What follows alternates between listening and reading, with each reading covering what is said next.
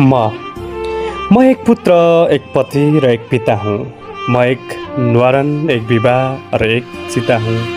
म एक होटल, एक बोतल, एक प्याक, एक प्याला हूँ। म एक शरम, एक उत्पादन र एक ज्याला हूँ। म एक इन्टरभ्यू, एक लामो क्यूँ र एक क्यान्डिडेट हूँ। म एक खाली बिल, एक खाली विभाग र एक खाली पेट हूँ। म एक सभा, एक श्रोता, एक वाह र एक ताली हूँ। म नेताजीको एक गीत, एक भाषण र एक गाली हूँ। म एक जुलुस, एक उचाइ, एक उफ्राइ, एक नारा, एक झन्डा हूँ। म एक आवश्यकता, एक माग, एक विरोध र एक डन्डा हूँ। म केवल एक जुत्ता, एक सुरुवाल, एक कमिज र एक कोट हूँ।